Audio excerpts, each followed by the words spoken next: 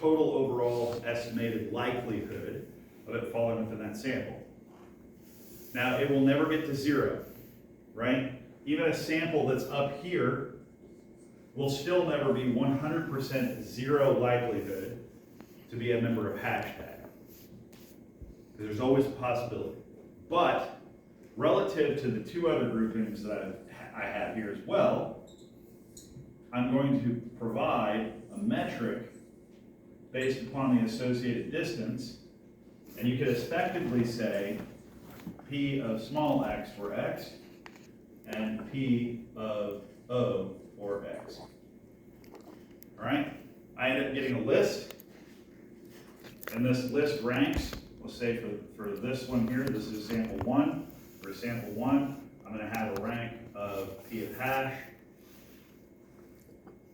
P of x, P of O, and what the ranking should be here is descending likelihood. I sort that list down here, and I take the sample that is max, the sample that has the highest likelihood of being present. Now, on 2 dimensions, easy, right? That's a Euclidean distance metric based upon the associated characteristics of the mean and standard deviation of the sample. What happens whenever I go to 3 dimensions? Now I have to do the metric in an additional dimension, right? Now I have to do the vector cross product in order to be able to determine the magnitude of the incident vector. What happens in 4D? Now I start having problems. 5D, 60, 70, okay? The reason why the curse of dimensionality starts to get really heavy when it comes to classification is we actually had to come up with other ways to measure how far apart things are in high dimensionality space. We're not going to talk about a lot of those, but I will bring up a couple as we get further on in the system. But as far as solutions go, this function here, just as a maximizer, is essentially the same thing as the minimizer that we were looking at previously. So we would say when we minimize total error using mean squared error for regression, for classification, we maximize the likelihood of membership of a sample to its correct class. So if I say that it is a member of hashtag and it's really a member of circle, then I've maximized the wrong likelihood and I've created a type of error. That type of error is associated with the value that we're gonna look at. Now, you might look at this one and say, what the heck is that graph up above? Part of this one, this is a thing that I have to explain because I don't like it, but it's how to do it. So imagine we just had 2 classes. We had x's over here, right? And then we had maybe we had a few other x's down here. And then most of the rest of these were just circles around this space. What we're gonna do is we're gonna take 2 lines.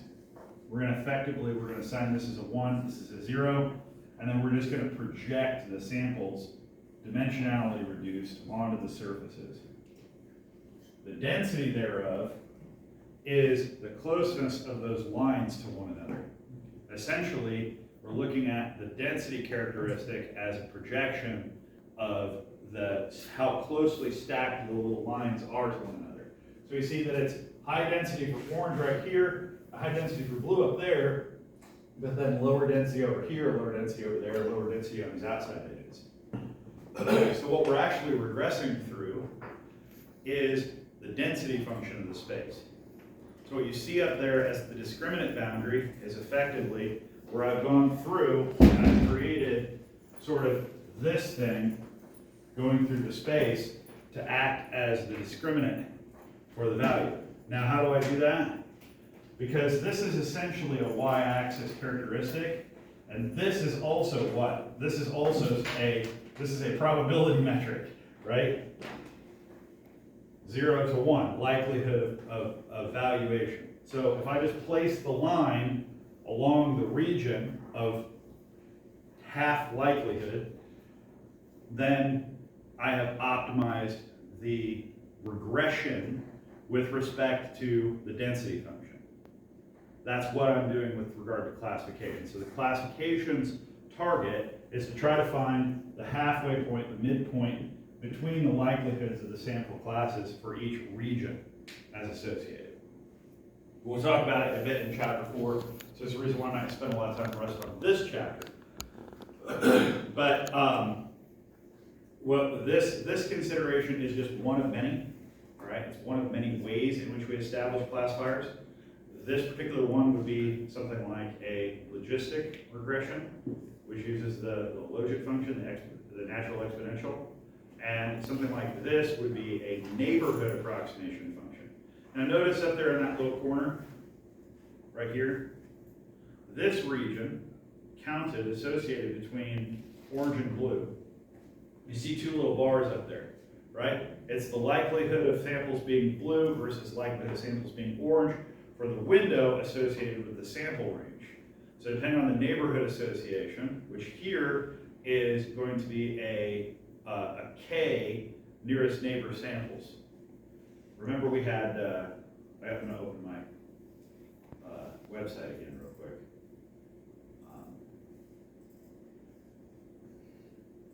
This website's posted on Canvas, right? Mm-hmm. Okay. So let me scroll down real quick to the section that we're interested in, go past all the regression stuff, and we'll get down here to classification stuff. Now, this is classification as a result of, pull this up, I have to go back up. This is a result of there being two classes of sample in the sample space, right? I'm not doing a regression in the strict sense because a regression in the strict sense would just be a line through the center of all these samples, right? It would attempt to try to divide the sample space up, not to try to divide the sample space up based upon categories. So the categorization is the change. It's the objective function has changed from just mean deviation to sampling based upon characteristics. So note over here on the right-hand side, we have a density estimate. Over here on the left-hand side, we have the actual data. I want to mention something about this with the characteristics of the actual data and the effect of saying, is that data relatively separable? If I can look at it as a human, and I can say, it seems like those two things are pretty distinct, like they have regions of efficacy. If the data isn't relatively separable, whatever axis you're looking at it in, don't expect the machine to do something you can't. All right? Humans are pattern recognition machines. We've got this built-in hardware up here, okay? So if you can't visualize the data, part of the reason why we're doing the plotting in the lab work, right, in your homework, is so that you get used to the idea of being able to visualize the data. Look at it, see it in some way to be able to make some sense of it. You are the first line of attack when it comes to processing that data information. If you can't do it, don't just throw it at the model and let it spaghetti stick, right? Try to make some sense of it first, and then see how well the model can do at creating sort of consistent rules based upon your intuition. So that's what we're essentially attempting to do. We're essentially taking human intuition and how we make decisions and trying to port it into a space in general. Now, I think I showed this beforehand where you sort of have the little spider crawling around, right? It's put its little legs out to the various characteristics around the edges. I had one of my students ask, and I expanded this, I had one of my students ask the other day, why don't we just do it for a region or a space, right? Why do we do it for a certain number of samples being adjacent to that region? Well, you can, and there is a solution for that. They call radial basis functions. We'll talk about them probably within like the last 2 weeks of the class because they come with their equipped problems. Part of it is, if you see here how far this has to reach out, you look at the radius of connectivity, pretty low, right? There's a radius of connectivity over here. Pretty high. If I use the same radius of connectivity that I had here, right? Back over. It's about yay big, right? Could I use it over here? No. No. And the reason why is because there's just nothing there, right? So I need to actually be able to have something that applies to all the space. This is once again sparsity. That is, there not being enough samples spread evenly over the entire majority of the sample space for us to adequately utilize a rule that utilizes only spatial characteristics. This is the cursive dimensionality in its most raw form, all right? It hits us most in classification because of the fact that I'm required to have not just samples adjacent to me, but I'm required to have samples that tell me something, right? If I have samples, let's say I have samples of 3 different classes and they're all equidistant to some point, that's going to be very hard for me to try to make something up, right? I can't make a majority decision. I can't necessarily make a decision about characteristics, right? So that's where I have this sort of rule that comes into play, is using the nearest neighbor approximation to associate. So what we're looking here is at the neighborhood. Notice it's not symmetrical on both sides of the chosen surface because it has to reach out further on one side to get to the number of K samples that it needs to be able to associate that region. So some of them are closer on this left-hand or right-hand side than the left-hand side for the association. So, but we note there that the number of individuals in blue exceeds the number of individuals in orange. So from a sort of committee level process, we would say that it is much more likely that the sample is going to be a member of blue within that range, putting the likelihood of the value for class 1 higher in that value. So the regression is just regressing the likelihood of the value based upon the adjacency in the nearest neighbor space. You have a question? No, I'm okay. All right. I think we talked about this, but maybe just in very, very brief terms. This is a different error metric equation than what we were dealing with beforehand. I'm going to blow it up a little bit so we can look at it close. It says that the error for testing for classification is equal to the average, all right? Once again, what is that? It's the same thing. We're just using different wording. We said expected value previously, but because now we're talking about the total sum of points and then dividing by the total number of samples, then we're going to use average of I for elements that are members of the testing set. Now, the other I over there is an identity type matrix because we're dealing with whole values. The reason why I say whole values is because if you look over there on the right-hand side, what does that little statement return? Binary, right? That is a Boolean conditional. It says, if the values are not equal, I'm returning a 1. Elsewise, what does it do? It returns a 0. So in the case that the value of y, the target label, class label, is not equal to the estimator, that's C hat up there, it's not equal to the estimate that we gave to it from our guesstimation function, right? The one we put together in order to we train based upon the training data. This says that the error of the model is going to be related to the average of the total number of ones in an array that counts ones only when the answer is wrong. So whenever your answer is wrong, I'm going to put a little check mark in the array. The reason why this is an array is because I take every sample versus all of the labels that it can have. If it gets the right label for the right sample, then it's a 0. It doesn't count against the error. However, if it does get a wrong answer, there's going to be a 1 in that position. So what ends up happening here, if the error is equal to 1, what do we get? Literally everything was wrong. Okay, your classifier is useless. If it's a 0, you have a perfect classifier. Absolutely every sample was placed in the appropriate grouping. Yeah? Can you repeat the explanation of this? It was the average of the total number of ones in an array. Yep. That do. We'll talk about it again later, but this is the ones. This is where the ones come from, right? What is it asking?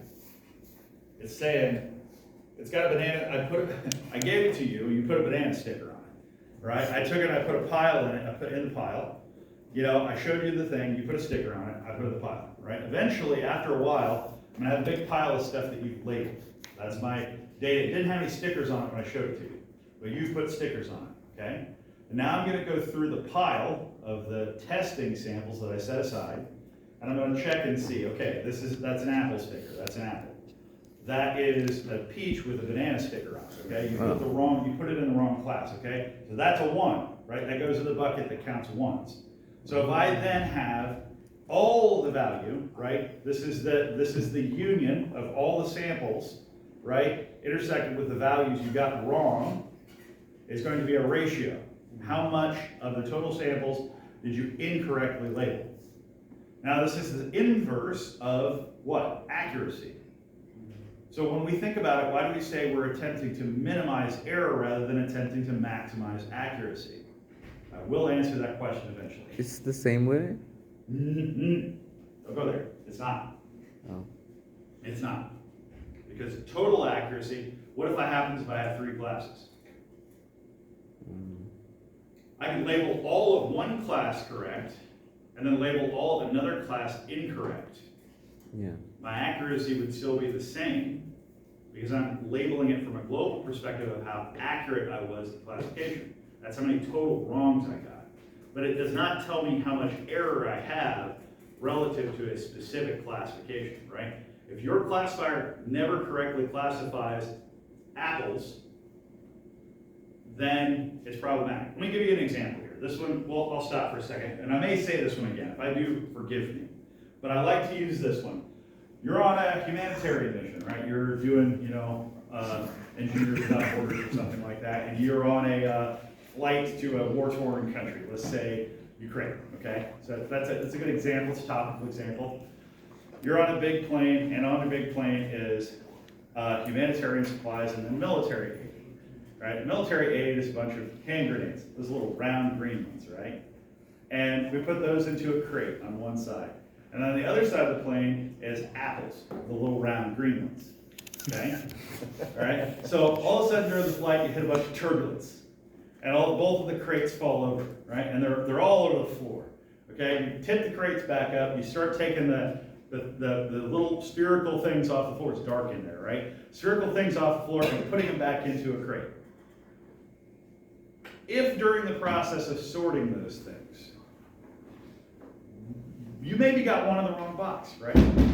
So let's think about the idea of what is the cost associated with getting a apple in the grenade box versus cost of getting a grenade in the apple box, right? You're standing there with the little children, coming through, and you're like, here's an apple, and here's an apple, and then here's a grenade, That's mine. That's mine. I'm taking that. So, but that's heavy, okay? That's a heavy cost. That's the stake that can cost you something.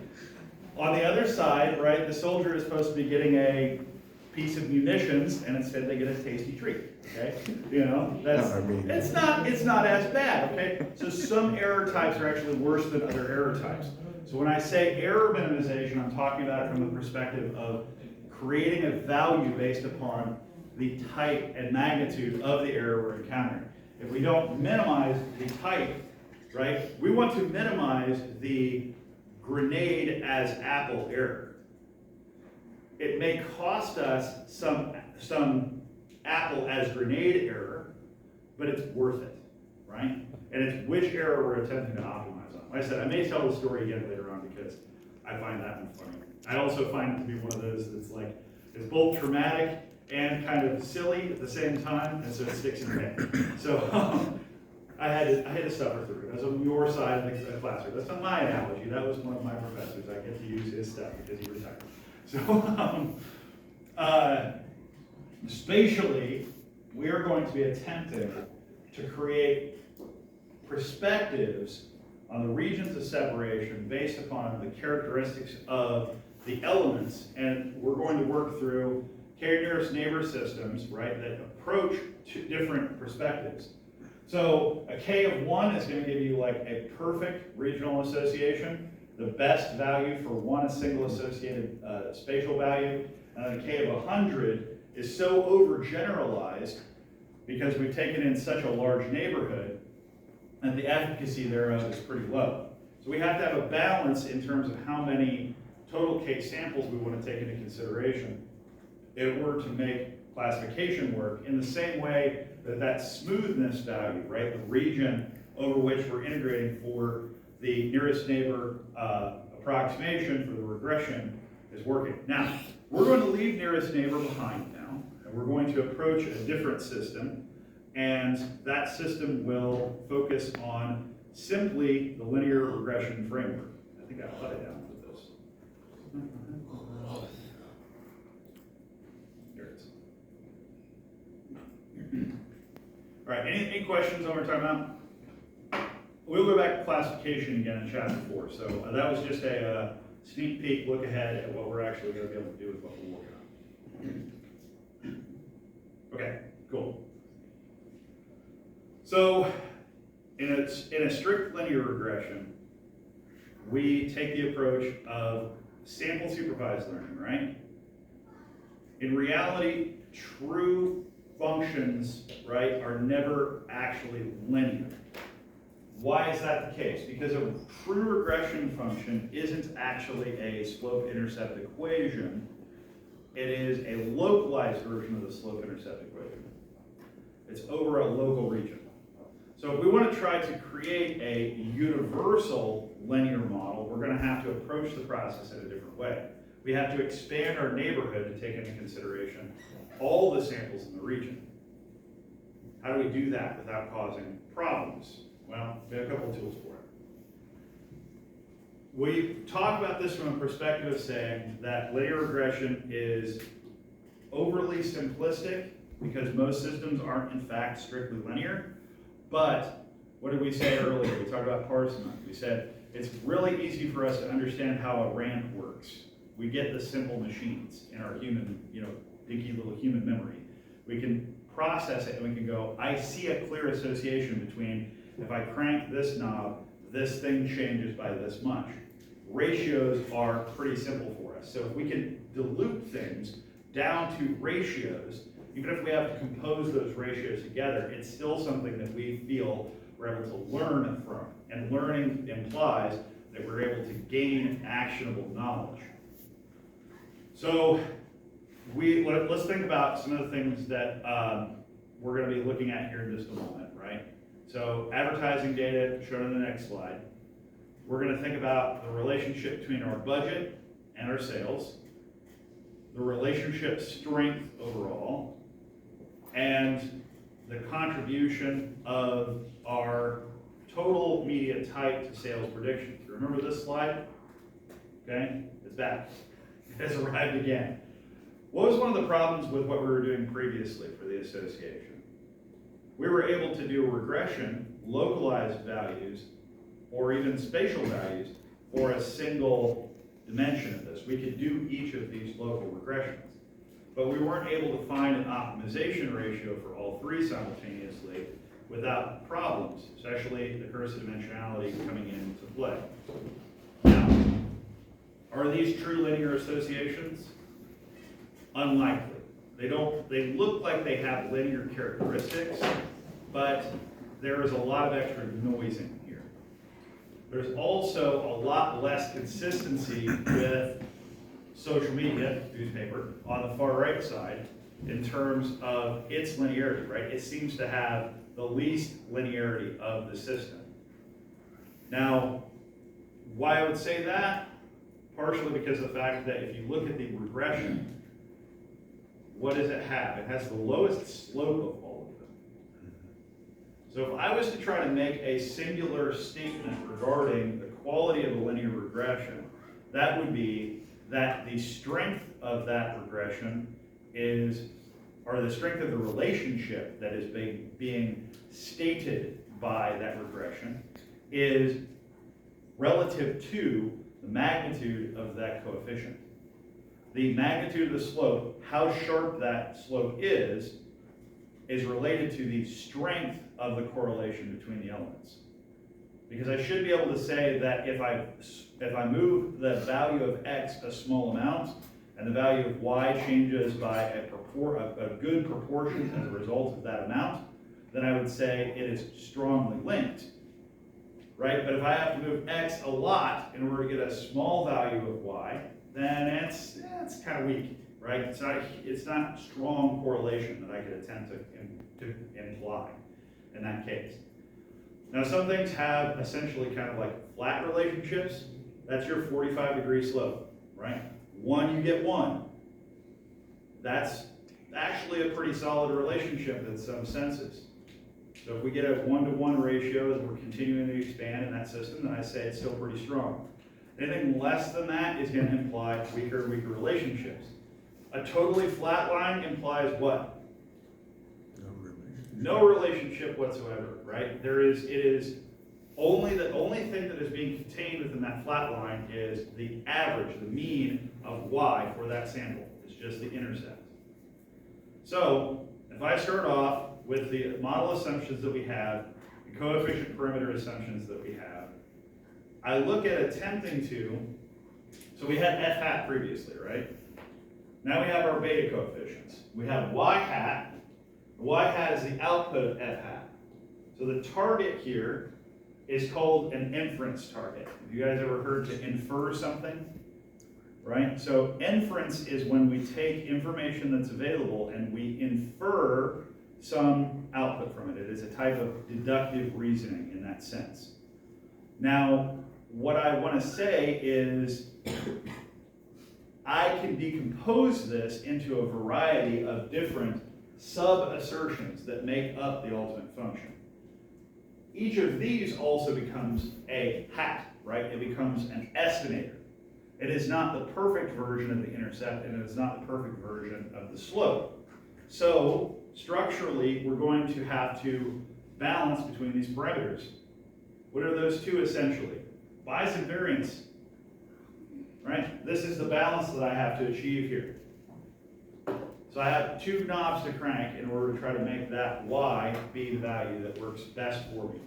That's it. I've got 2 knobs. I'm done. I know that sounds silly, but it's like, okay, that's pretty easy, pretty straightforward.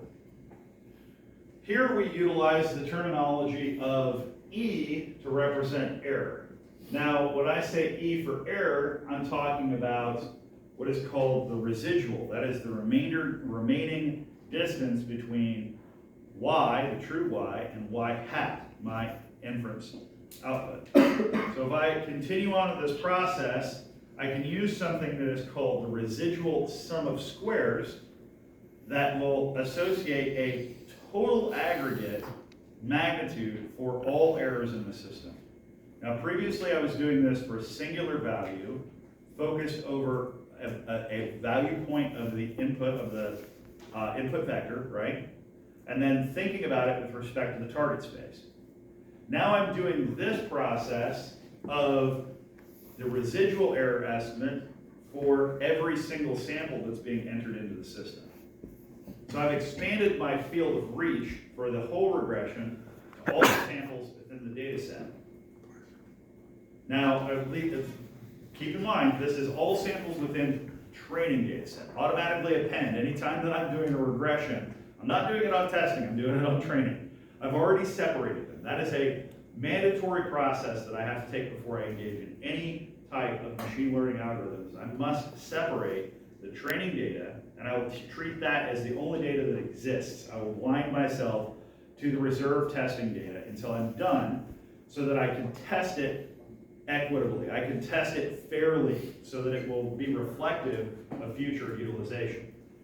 Now we say that residual sum of square error takes into consideration not the square error for a singular point to a series of point magnitudes, but a singular point to a singular sample.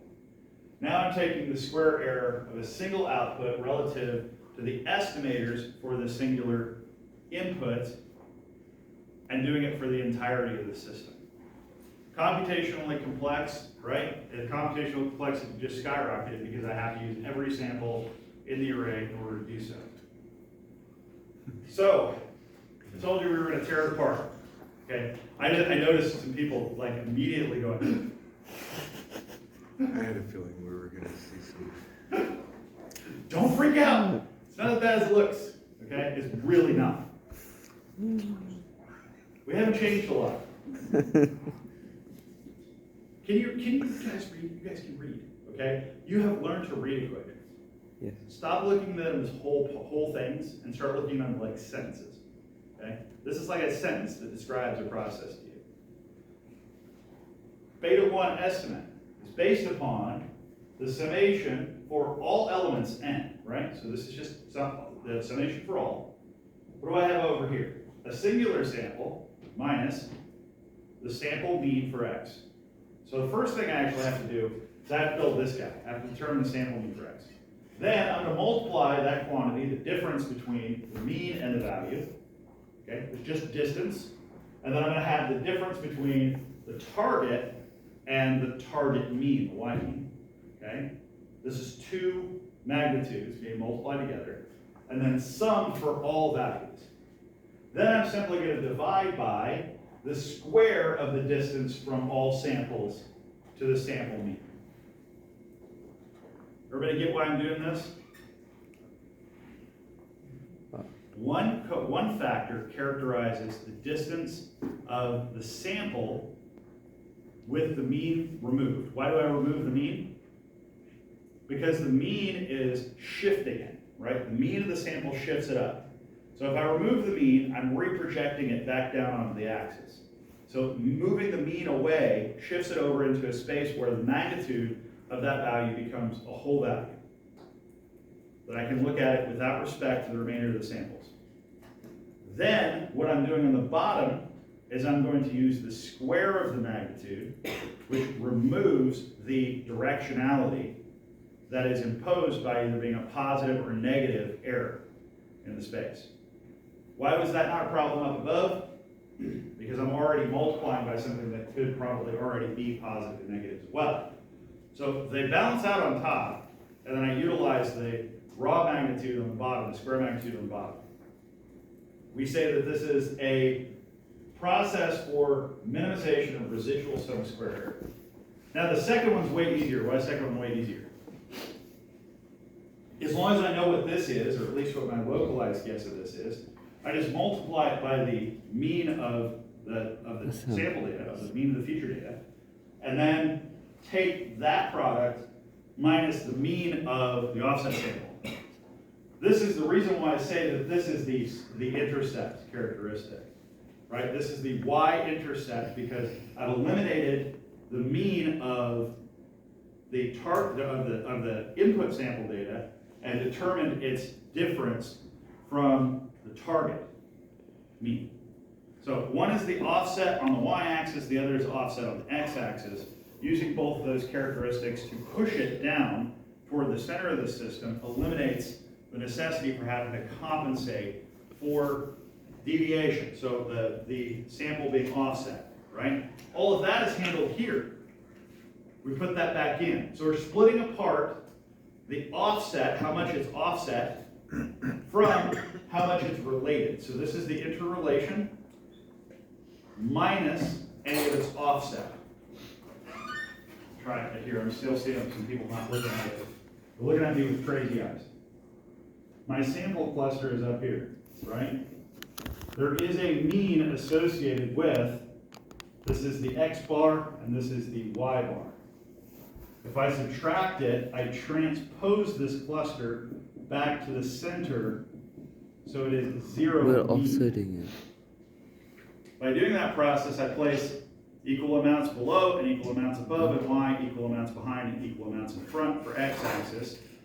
And by doing so, I eliminate the necessity of having to determine if I put the slope through the system, right? So I develop the slope here. I don't have to worry about any other factors. I don't have to worry about the characteristics of the data sampling. Now, in order to take this slope that I figured out and transpose it, what do?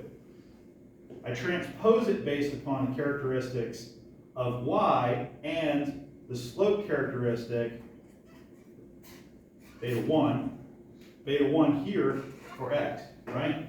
So this takes it and pushes it up so that we know how much it's offset from the primary, or from the origin of the axis. So this ends up becoming our beta 0. Why do I do that? Why do I think I need to do that? Anybody want to give me a shot at it? it's if we move the sample to the center of the offset, it's makes us easier to understand what's going on. True to a point, I agree with that. But it's also a situation where, how many things do I want to try to adapt at once? Right. Humans are not good at changing multiple things at a time. So if we want to make the two targets separate one another, right? We recognize, in a sense, that the offset is dependent on the slope. Where the line intersects the y-axis actually changes based upon the slope characteristic. Previously, we had an intercept and then we established a slope for it, pushing it, essentially. Now we're learning where the slope is from the data, and then we're going to infer where the intercept would be based upon the mean characteristics of the same data. So by eliminating the necessity for having to take the sample deviation characteristics out of the equation, when I figure the slope out, I'm only concerned with the slope. Since I've taken it out and I've turned it into a separate, entirely separate consideration, I've reduced the complexity of the solution, and rather than attempting to balance bias and variance simultaneously, I make bias a product of attempting to minimize the variance. This is genius level stuff, okay? The people that started on this stuff, like they were thinking, they were playing 5D chess. I mean, they really were. There's a lot of people that have been involved in this stuff since, the early days of mathematics. This started in the 1700s. Can you imagine doing this all by hand, right? This stuff has been around long before we had computers. They were imagining how this would all work, and they created proofs and generalizations for these assumptions. All right, so utilizing the least squares fit assumption based upon the TV, this is our YouTube advertisement, we can say that the fit quality of a line projected within the data space is now the aggregate of all of the error values for the entirety of the line as projected upon that system. Now what do? How do I make this line fit better? We talked about this as being an ill-posed problem. Remember what I said about ill-posed problem? Imagine this as you have a single functional output. So you have one target. How many values associated with this are there? Right, for some regression function, for some spatial function, there can be a potentially large number of possible values associated with each individual independent input. So we end up with a system which is x1, y1, x2, y2, on, right? Pairs. So we have how many equations and how many unknowns? We have n equations, we have one unknown. Because y is a product of this characteristic, beta naught plus beta 1 of x. So it's derived from x. So how many solutions are there? Technically an infinite number. The reason why I say there's a potentially infinite number of solutions is because not every single value is going to be exactly on the line. So what do I have to do? I'm going to say this one again. You spread the blame around. Nobody gets to be totally perfect. But some people are going to be closer to the actual value, and some people are going to be by product of their relationship to one another, naturally further away from the system. So we try to say that we're going to create a fair relationship so that as many people can be associated here. This is thinking about this as if we had a road that we're trying to put through a region that doesn't have any transportation. And this is the current locations of where people live. We only have enough money for one road, and it has to be a straight line because we don't have the money to be able to spend to make it curvy. Okay? So how do I try to create a fair road through that space so that everybody has the same likelihood of being as close to that road as possible? We're going to say that the good needs of the many outweigh the needs of the few. we're going to put into consideration this system here that says, there's just some people that are gonna be further away. We can't deal with that. You know, we can't fix that problem. That's a spatial impossibility. So what we're gonna say is, as long as many people are sort of equally far apart from it, everybody has roughly the same chances of being close to the line. So if everybody has roughly the same chances of being close, we're gonna say that the probability of falling on that line for a randomly sampled individual in that space is maximized.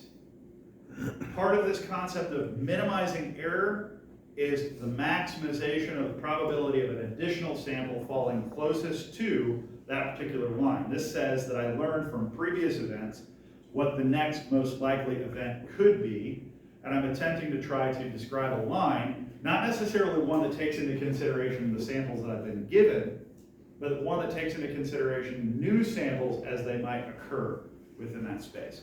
It is the future predictive capacity of a model which establishes its utility. It's not its ability to fit to the existing data. A lot of people get confused on that because it is performance by which I determine the quality of the model overall. I determine whether or not the model is overfit. I determine whether the model is ideal or deviated. I see how confident in the performance I am based upon that perspective. So, accuracy process allows us, we're going to look at this one again later on, okay? This one is scary. We're going to look at this in a bit. We're going to talk about something called standard error estimates related to the standard deviation of the likelihood of a sample to fall upon that line. So if we imagine that every single point on that line has its own little distribution, right, that's reflective of the likelihood of a sample to fall on or around that line, then we will place that line in a position such that all of those likelihoods line up. And we're going to get as many of those likelihoods to line up with as little deviation overall as we can, and then we're going to quit because we can't do any better. Once we've done as good as we can with the training, then all we can do is assess it with the testing. So standard error is used as a metric to be able to analyze the amount of error that is as a result of, first, the slope characteristic coefficient, and then the intercept characteristic coefficient. We know the intercept does play a role with respect to the error output. We also know it is derivative of the coefficient because we calculate the coefficient first using the sample data. But there is a relationship here that is related to that idea of sigma squared, right? The square of the standard deviation, right? This is also called variance within the system. So this is back again, variance as a result of irreducible error will be the only thing left over once we've minimized the relative standardized error in both the beta 1 and beta naught coefficients. That's how we assess whether or not we've created a minimizable function for all samples within the data. Now, rather than a neighborhood approach, we're able to take a broad-scaping approach that uses all the samples in the training set in order to provide us with a singular sample that converges to the absolute min with respect to the sample data that we've been provided for. If I just run this, I run an operation that minimizes standard error for both of these systems, I can work through a variety of different methods to try to search for the best path forward. Right now, we're just going to use a sort of a brute force approach. We're going to adjust the coefficient factor, and then once we find the value that is closest, we're going to stick with it. Later on, we'll talk about the idea of utilizing an understanding of the current error surface as it is related, and using the gradient or the steepness of that error surface to determine which direction and by how much we need to adjust the slope of that line in order to get it to fit optimally for all values in the sample set. So we're going to be able to do multiple optimizations simultaneously by utilizing a derivation of that gradient, that surface, to be able to make an estimate for future output. So we'll talk about that as we go further into this. Yeah, do you have a question? Yeah, these slides can be posted, Yeah, they're also, if you ever have a question about slides, they're also on the course textbook website. Oh, yeah, Resources. yeah. So these ones will post. My supplemental slides, I'm still working on supplement for Okay. 3. I'll show supplement for 3 and I'll post these on Canvas. Okay. So we just go to the book website and. I already have them on Canvas, I just need to publish them. Okay. So I'll try to pop over and hit the publish button for you guys. Thank you. Yeah, thank you. Appreciate it. Have a good weekend, thank you. You Thanks, too. too.